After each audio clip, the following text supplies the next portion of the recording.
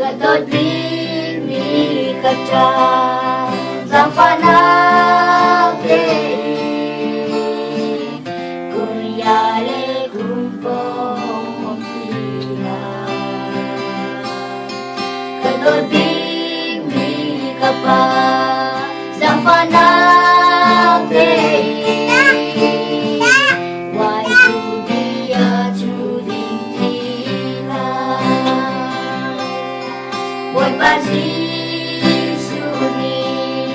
Sumom tua tulang Siang hinte inum long adu Sengkara sifa Boy nak cuak itu Miklit lang tertujunan si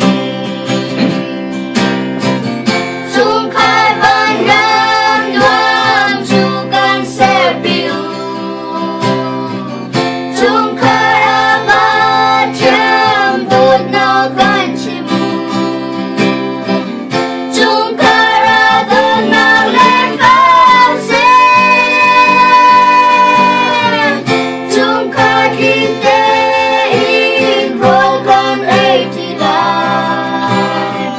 Sungkai kita involkan ketilan Sungkai kita ikan lelai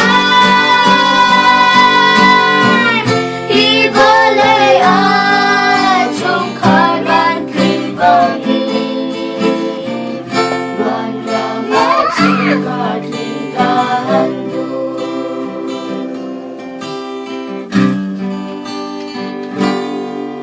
Kuya zoom tulang Zamfana Dei Mi kong mang pila usi Mi kong na chu Lumbalong na de Kui fa bu iten na